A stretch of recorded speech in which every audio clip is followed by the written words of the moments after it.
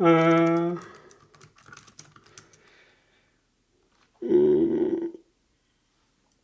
well, whatever we will see. I'm unhappy, but I don't think I can fix this right now. So yeah, if it like breaks off again, I will maybe just fuck it. I think like at least the getting the stars part should be super easy anyway.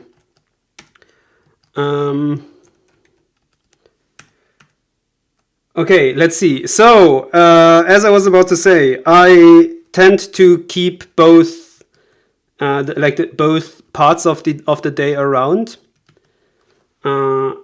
So in this case, it means I will need to keep the data structure for a three-dimensional grid around while also do a search and replace for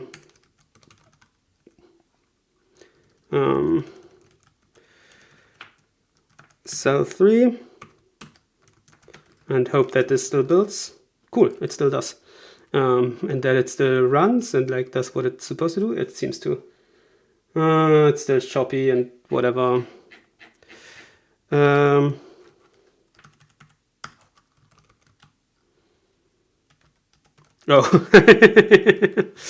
Yeah. So let's just keep this around. Well, basically, like we could just copy and paste everything.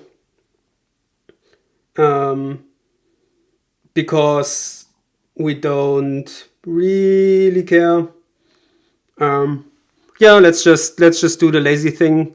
I will not copy and paste the read input because that will mostly work the same. And then we will cheat. So we will copy and paste all of this.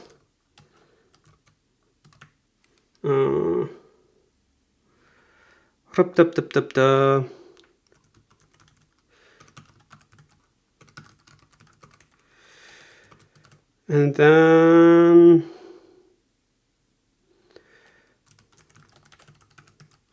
replace like all the 3 cells by 2 cells. And we will change this and we will, all of this works exactly the same. This will work the same, just that we will add another layer of the loop, because why not? I think so. I mean, to be fair, I think it's not super helpful that I also like download my own stream while I'm uploading it. Around, I don't know, it's maybe just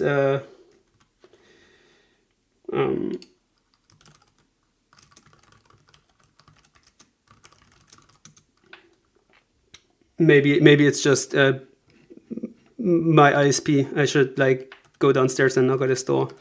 I don't know. So I think we will probably just finish this up and then like maybe not care too much about changing, like fixing things. Anyway, most of these work exactly the same, just like once more with feeling. Like, to be honest, this could also be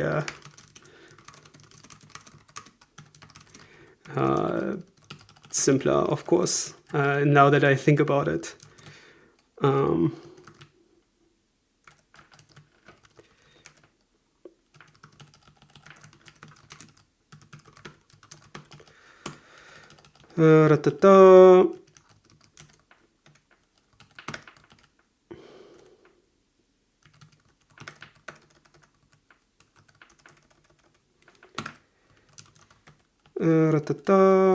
This is a W.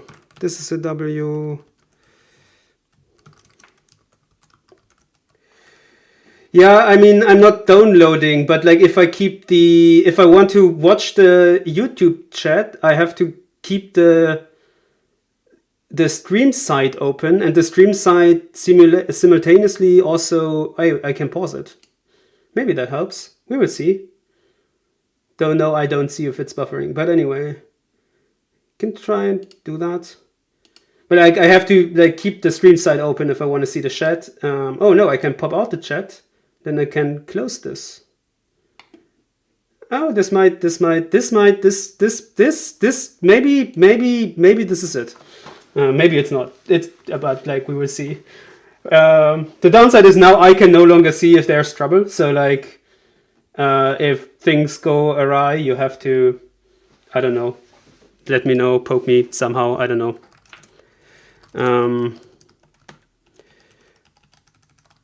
But like right now, I'm in the mood for powering through. Yeah, I'm missing a brace, obviously. Why isn't it auto-formatting? Because I'm missing a brace. Too many braces. No, there should be a brace here. Did I add a loop somewhere else? Oh, there's missing a semicolon here. Oh, now it builds. Cool.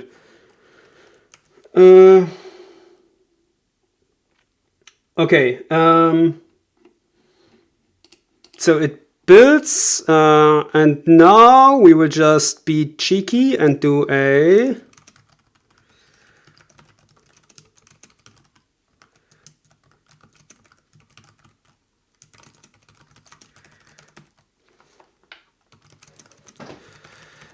and like, because like we want to reuse the input for both parts. So what we will do is we will just iterate through the cells and just pretend that our 3-dimensional grid is a 2-dimensional grid. Our 3 is a 4-dimensional grid. And now we can do exactly the same we did before. Let's for now not do this.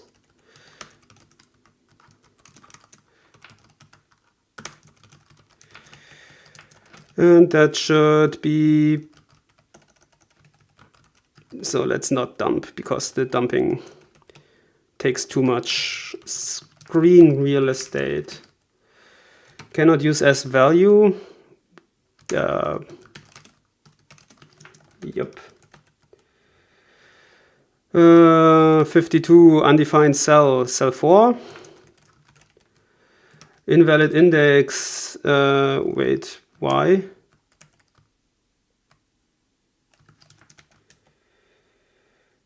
Okay, let's hope. 52. G4, C3, oh, this is of course not C3, the W component will just be 0. And let's run this with our text input. Oh, this actually seems, oh, it runs significantly slower. This might be a problem. Might have to do something about that. 5731, is that the correct number for the test input? Nope. Is that the same test input we used before? Simulating from the initial state.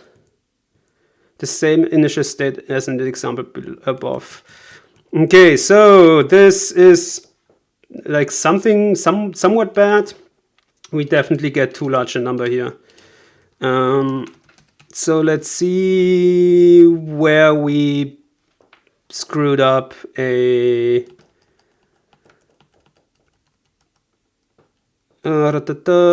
screwed up anything in the conversion or in the rules. Like but the rules didn't change, right? It's still the same number of any of the 80 other cubes differ by at most one. For example, given the cube add, its neighbors include the cube add, and so on. The initial state of the pocket dimension is the small flat region.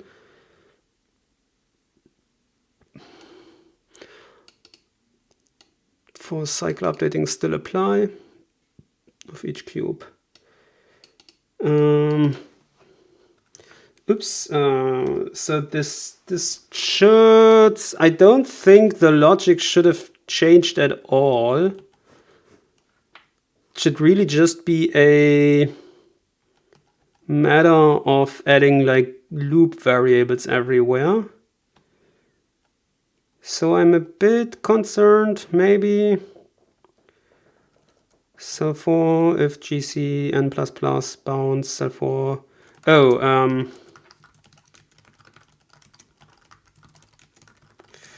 this is something where, where I think,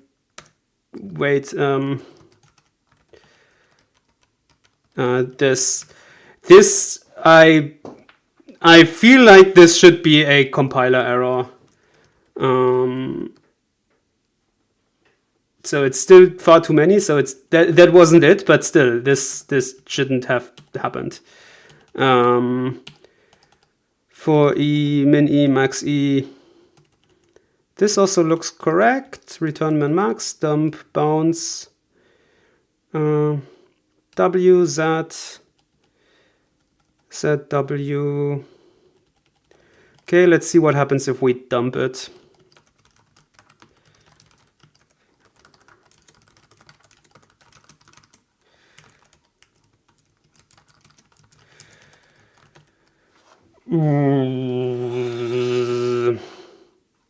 Wait, this is what I wanted to do.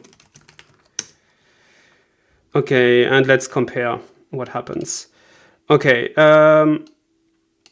wait, why does it show so much stuff here? These are two, why is Z -4? There's something wrong here. Z shouldn't be -4 here. Obviously. What did I do wrong? That seems like an error in this conversion. G.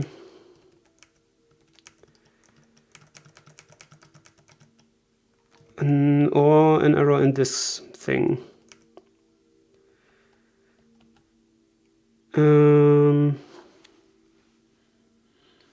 Anyone knows what I did wrong here?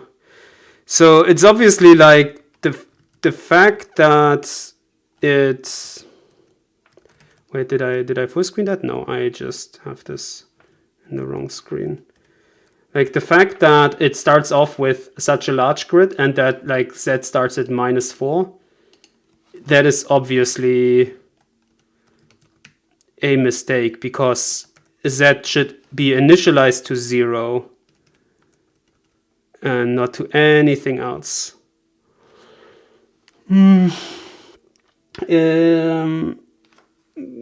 But the bounds look correct. What are the bounds that it tells me? Oh, why?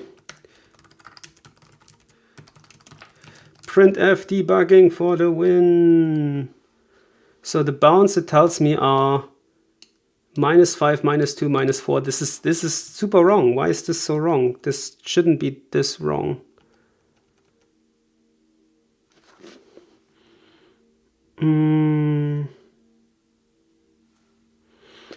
Can anyone see what I did wrong? Because I am being blind about it. Like the bounds are obviously wrong. Oh, yeah, thank you, John. Thank you, John. Thank you. That is obviously the correct response, the correct answer.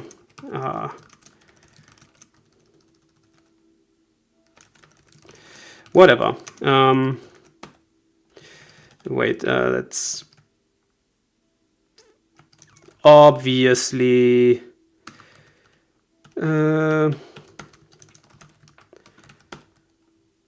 yes, this looks far much better.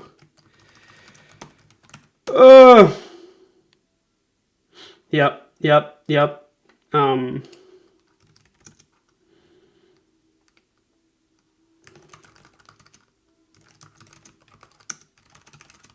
Yeah, stream buffers. Streaming is always buffering.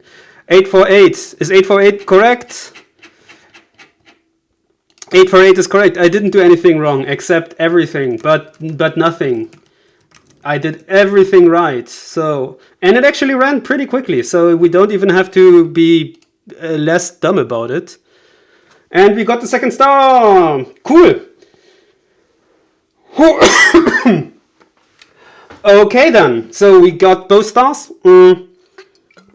And now, as I said, like step 0 is get both stars, and now step 2 should be make it more correct, and then step 3 should be make it more readable, and then step 4 should be make it more fast. I will probably not go through these steps because I only have like half an hour or whatever left. But we will do a couple things. So one thing that bugs me about all of this is that we use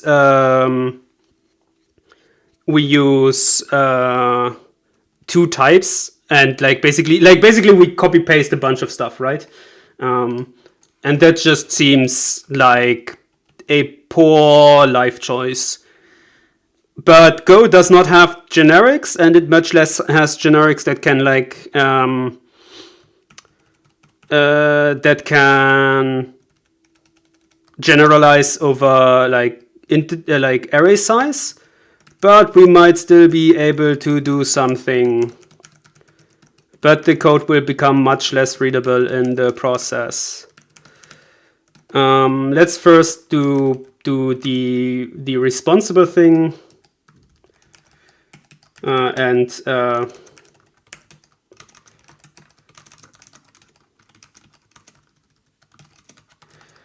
Commit, just to make sure I'm not screwing anything up. Okay, so if we want to keep both, so the problem we are running into it is we could use, like, instead of a fixed dimension 3 array for the cell, we could use a slice. But the issue we're running into with that is that we have a grid, like our grid is a map. And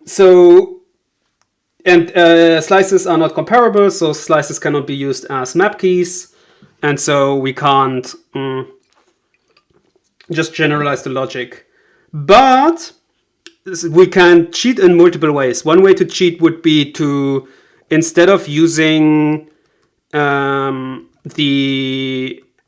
value, we could, for example, use as a key a fim.sprint %v. Yeah, go to playground, great idea, but still Go generics don't get you generalization over non-type parameters. You can only have type parameters as types. But we can use this as a key, and like that's slower, but maybe we don't care about it being slow. And this would give us a string that is independent of the size. Not independent, but yeah, I think this is a good idea. We will start with that. So we will do a new grid, and we will actually now make this as a struct just to make things easier on us. And then say we still have a map, but this time we will take it from string. We will use string keys. And like now I will also because the point now is to make the code more, let's call it production ready. So I will now also start documenting and commenting and do things like that. And basically I will try to write Go code as I would write Go code. So M is a set with fim.sprint %v of the cell as a key, where C is int. So so we will start with a new type, which is does, and then we will just gradually migrate all of this stuff over, and then hope it will all work as before. So the next thing we should do is we should add the number of dimensions. Oh, this is actually This is actually going to be fun because the slice still, like the grid still needs to know. Oh, we can be naughty. We will, for now we will do for now we will just be content with the 3-dimensional grid, and then like hopefully but now we will write our code so that it doesn't actually matter. Wait, I should probably move my microphone away. It seems to top out. But hopefully, like, we will write the code in a manner that it won't really matter what the numbers of dimensions are. So we will just return a grid. We will say new grid.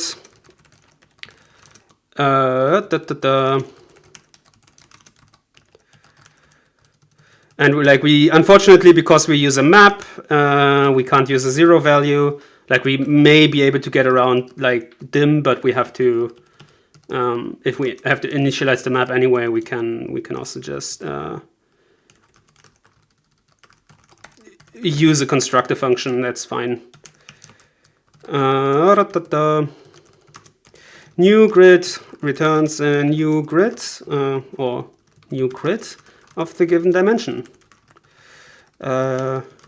Grid is the grid, Euclidean grid, a grid, a grid of a fixed dimension. So yes, Go doc comments can be a bit repetitive, but let them be repetitive. Okay, so let's for now remove all the number 4 stuff and do all of this again. Actually, yeah, this probably doesn't need to return an error, but whatever. Okay, so and now instead of using a cell 3, we will use a we will say C, or like C is a slice of int with just x and y. We just use so this is already starting to get bonkers, but we can deal with this. We will start with 2 dimensions and then we will see what happens. Grid, and so this should be a pointer. Wait, I have stopped vocalizing myself. So the thing is that, wait, okay, so this actually helps. So we will just take a dimension parameter here. Though this will bite us in the behind. Let me think about this for a second. So what I'm thinking about is, like, we can only read stdin once. And so if our read input is dependent on the dimension, so that it can like initialize the grid to a constant dimension, like we read all the input and then we want a 4-dimensional grid later and then we are screwed. We can also, I think we can also just do this, like real production grade code. We will just add a parameter, and then like it won't give both of them. It will just like, you can just say on the command line what numbers of dimension you wish to have. Number of dimensions the grid should use. Should use flag.parse, and then we can say dim. Cool. This won't work, but let's just leave the compiler in for a second. We use C as a make int of length dimension, and C0 is x and C1 is y. And now we will cheat and say like grid.map fim.sprint %v c is equal to true. Cool. And so this is how we get around the restriction that we can't use slices in map keys. We will just use sprintf to create a key. And like again, obviously this is like kind of slow. If speed becomes a huge problem, we might be able to use other trickeries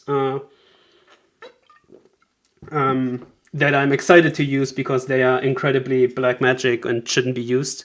And so of course I'm excited to use them. Cool. So this seems to work. We can also just do the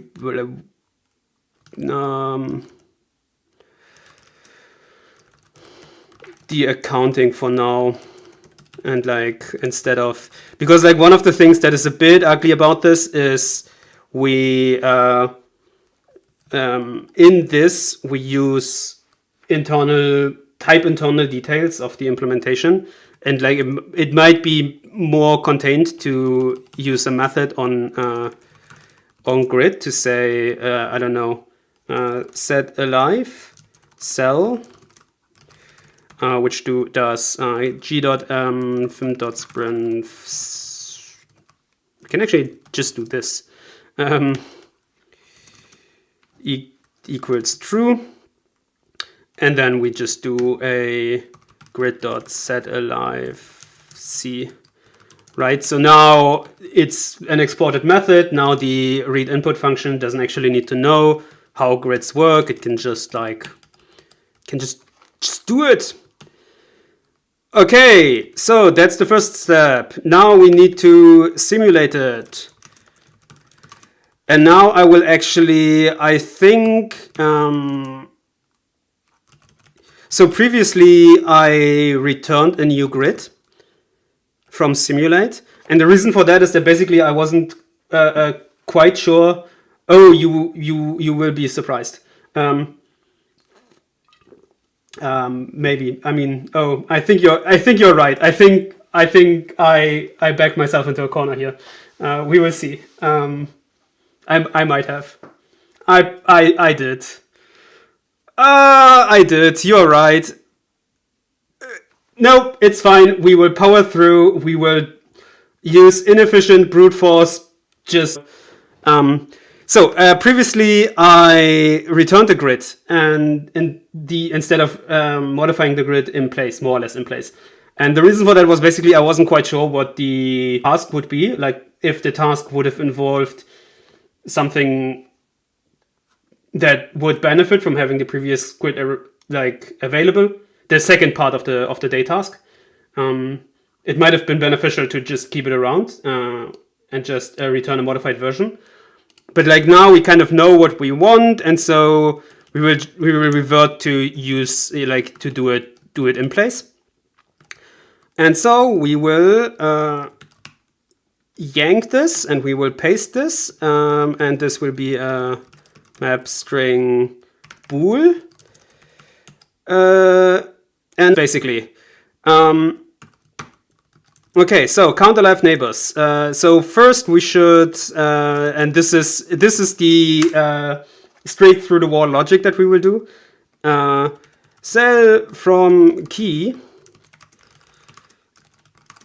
We will be extremely brute force. We will say k is k, but we will strip out len. We will strip out the first and last letter, which will be brackets from the printer format, I hope. And then we will do a strings.split k based on this. And then we will do cell is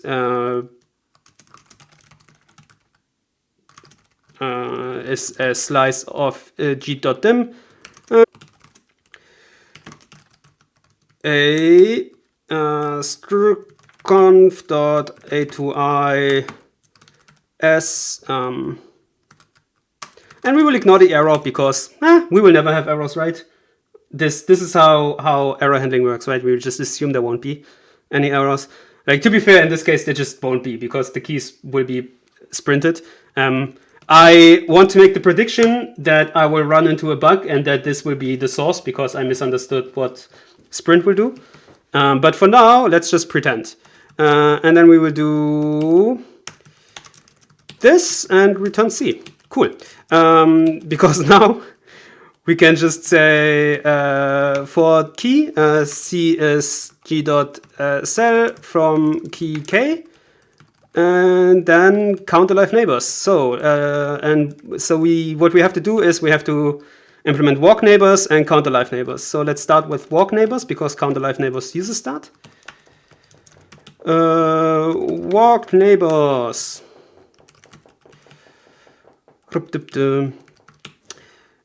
what it's worth, one of the things I've recently been trying to do is to get into the spirit of solve the business problem first and like not get lost too much in writing great, beautiful, best, efficient, whatever code. Because I tend to like just get into my own way with stuff. And my hope is that this way we don't have to worry about that. Actually, I should also define cell as a type, just to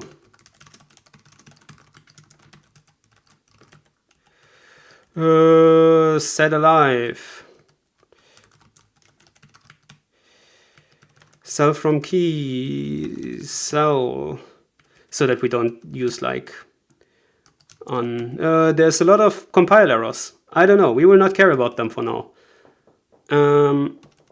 So this is actually gonna be interesting because here we have a loop that is nested of arbitrary dimension, and we kind of need to go through all like have a dynamic length of loop. Interesting problem to have, but I knew that this would become a problem.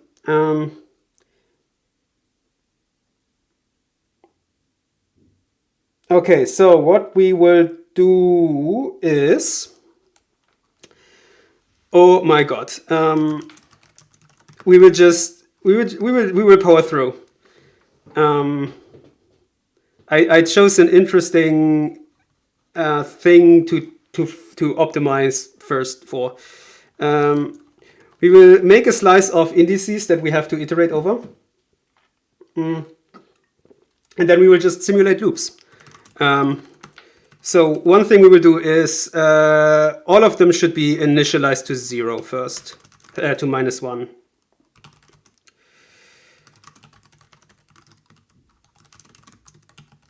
Oh, this is all very, very horrible and very unreadable. I'm not sure this is really worth it. And now, basically, when like we will just increment them in order.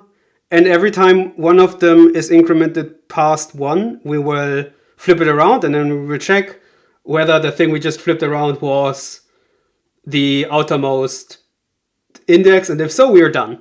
And yes, this is not super fun, but I think it's fine. Wait, maybe we can be more clever about it. I don't know if we can be more clever about it. Okay. Oh god, what did I do? What did I do to myself? I might have to walk all of this back just because this is getting incredibly ugly. I don't know. I will try. I don't really need loops there.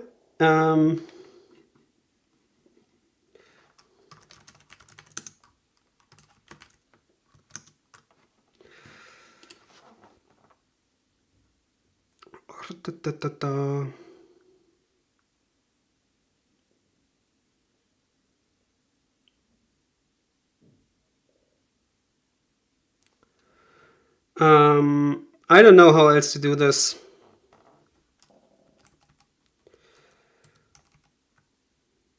All of this is super terrible. at one before and one after.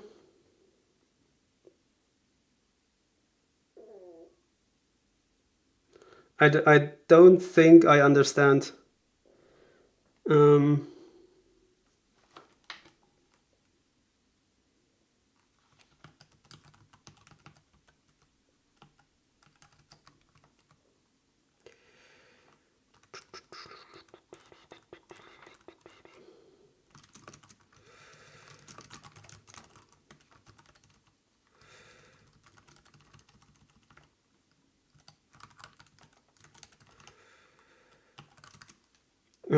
Yeah, I don't understand what I should do instead. So let me just try this for now. Up the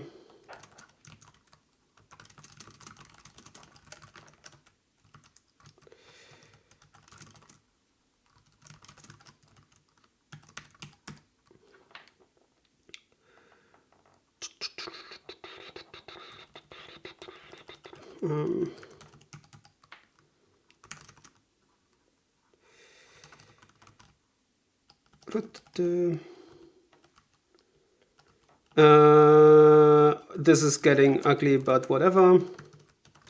For now, it's funny because I said I would try to optimize for readability first by getting rid of the duplicate types, but I think this is proving that that's not really happen. Yeah, I understand.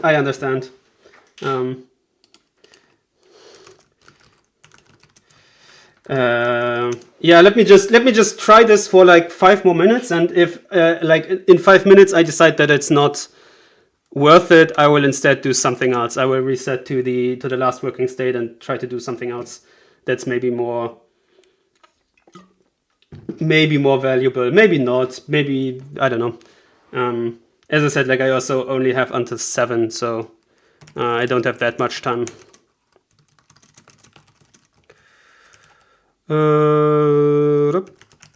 Personal convention, I use an S prefix to denote that it's a slice of that, and then I use it not prefixed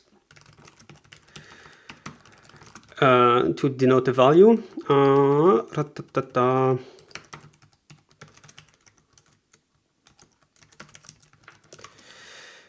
So basically I'm just copying what's below here, and like the actual loop iteration, copying the actual loop iteration will be fundamentally broken anyway.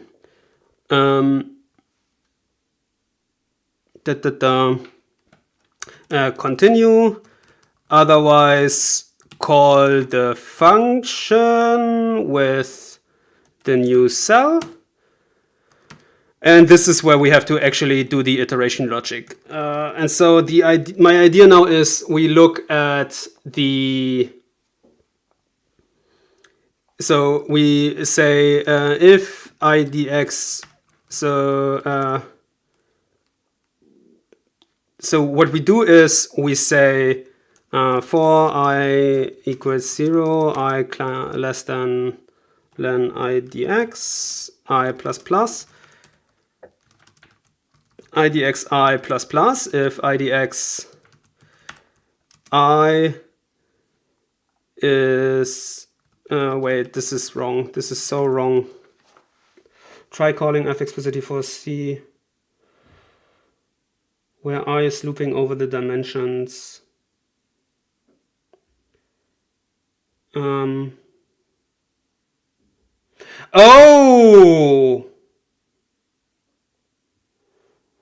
Now I understand. Now I understand what you mean. Let me think about that for a second. I think this breaks.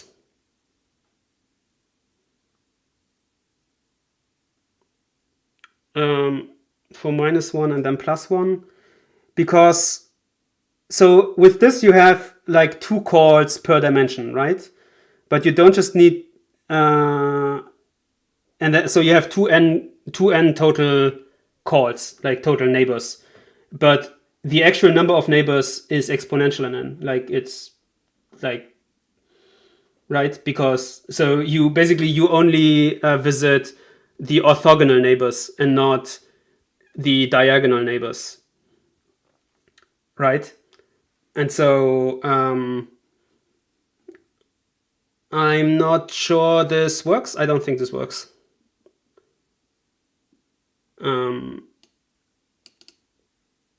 So what I did in a previous thing is I basically like did how much do I have to do, and then I just counted an integer up, and then deconstructed it back into the base that I needed. Basically, it's hard to explain. I can probably show that. I think it was that yesterday?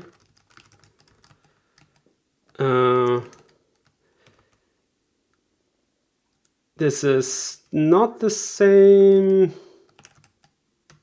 I don't know. I will not go through that right now. Yeah, I don't think that like what you suggest works, because I think you are undercounting neighbors. I think you're skipping diagonal neighbors.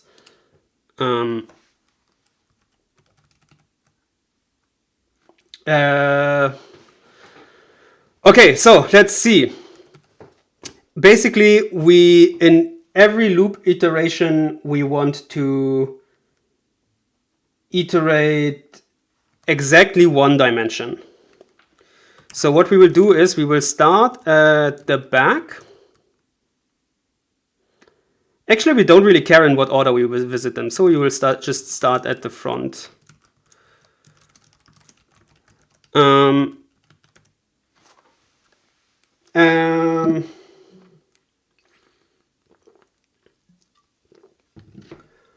Now, if IDX,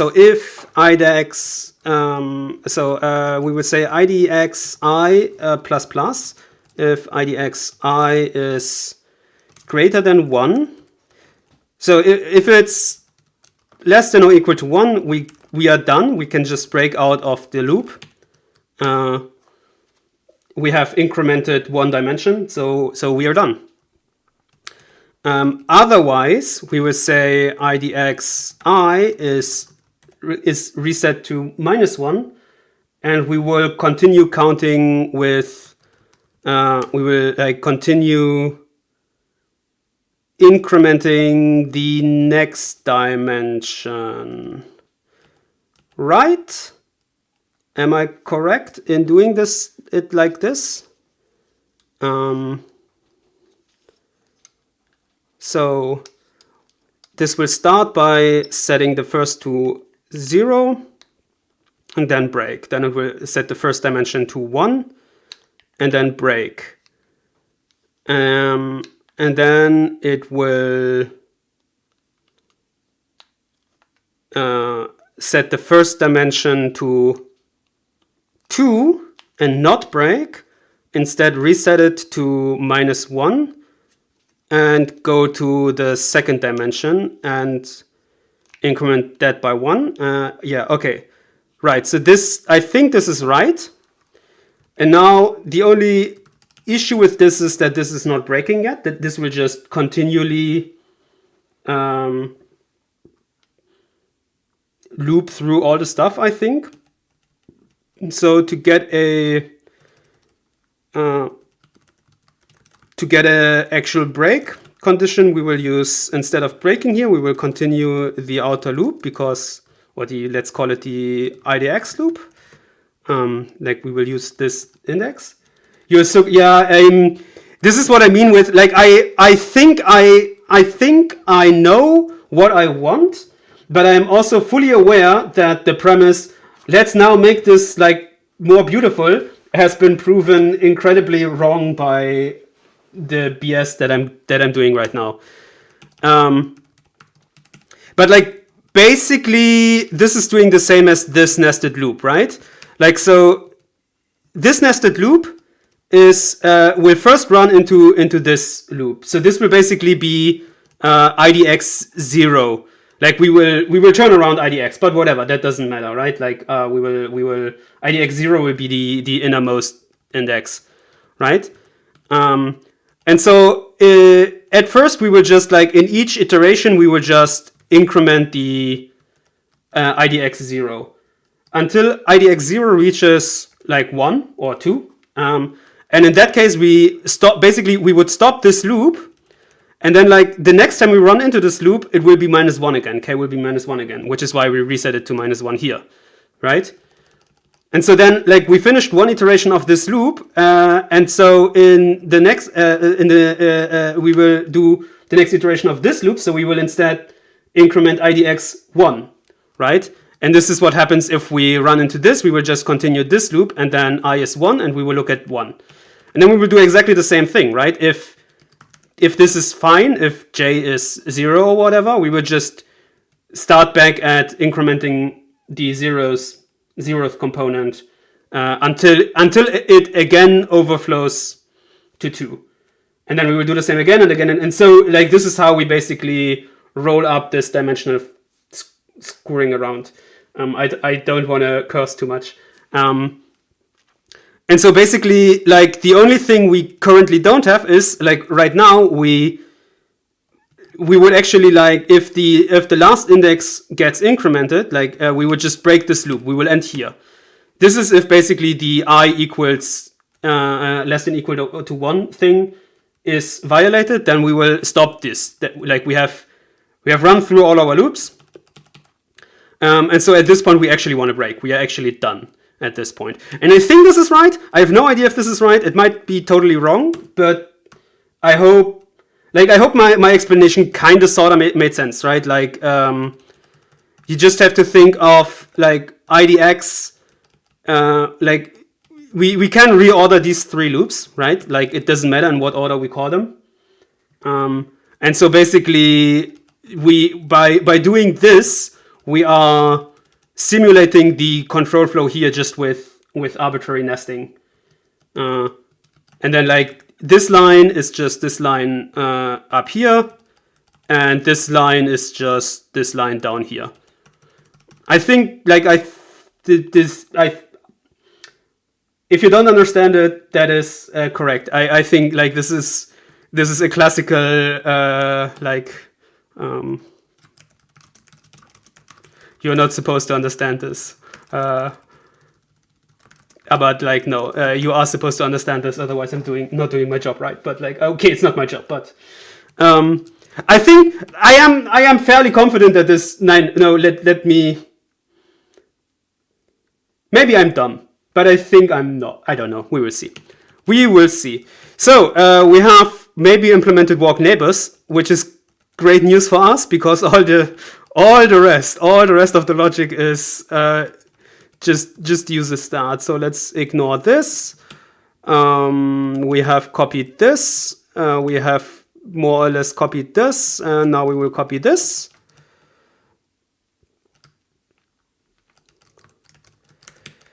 And we will call this one downside of having closed the streaming side of YouTube is that I also don't have, like, I have no idea if anyone is even watching anymore. Maybe I have sufficiently made sure that no one cares anymore by making this so complicated. I kind of apologize. So all of this should be the same. Bounce. I think bounce is an interesting function to also do.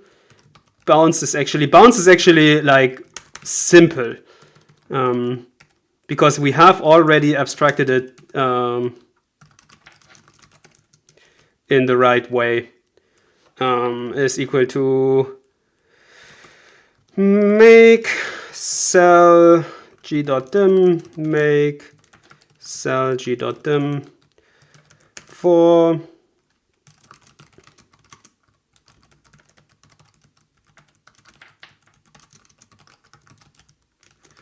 so John, you have not yet commented whether my explanation still left you confused or not. For what it's worth, if it did, one of the explanations is that it's actually confusing. KC is G dot cell for key K. If and now for E range C, if Ci less than min I equals Ci, and the same for max. And a greater. And this should be something. And dumping, well, let's not care about dumping. We will YOLO the frick out of this. So now we theoretically have a version of this that is dimension independent. Len grid doesn't work. Yes, len grid doesn't work because grid is no longer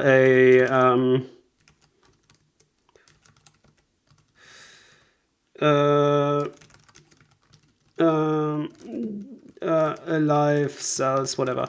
It's no longer a simple map, but internally it can still do the same thing.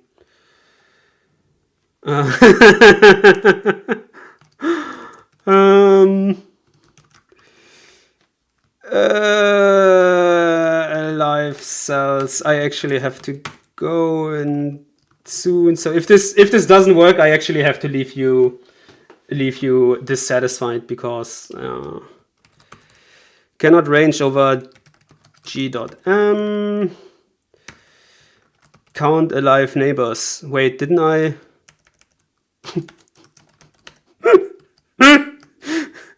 Okay, this is funny. Count alive neighbors. Can't do this. K, nope. Dot sprint C.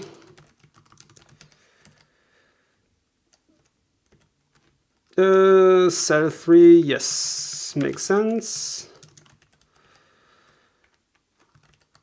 Invalid operation. Type grid that does not support indexing. This also makes total sense. Compiler errors, cannot use this. I actually think I should like not use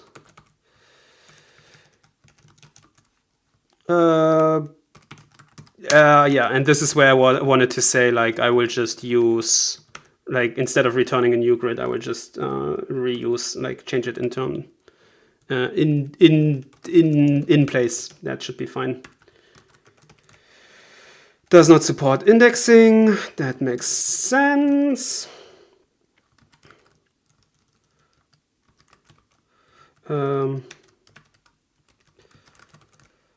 Min-max make cell. No new variables. Yeah, this also makes sense.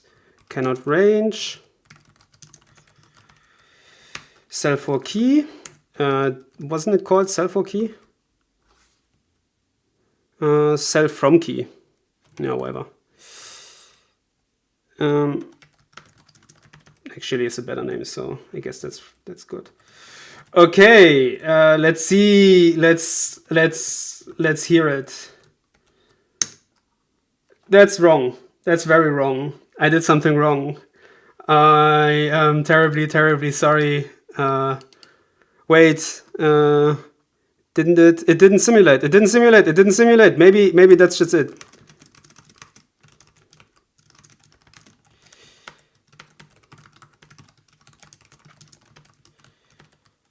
Invalid argument for len. What? What did I do? Why did I do a thing? And it's not simulate because I moved to uppercase to pretend it's. Ooh, this doesn't look good. This might be an endless loop. This looks like an endless loop. I'm afraid I broke it in my attempt to make it more better, which is not super surprising. And maybe I should have started with like tests or whatever. Let's just verify we can't even do like a single simulation. Yeah, we can't even do a single simulation. And I'm afraid like I actually have to run because I have another thing. So I am terribly sorry that I did a boo-boo. I'm not sure what I did wrong, and I would love to check it out, but I'm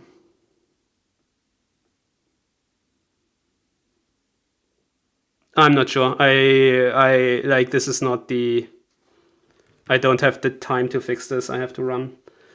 So yeah, we will just leave it at, well, at least we got the stars, and then maybe next time we do something more fun. Maybe I will figure out what's wrong with this and I can fix it, but another time. Anyway, so thanks for joining. I am going to stop, and I hope I see you around. I will.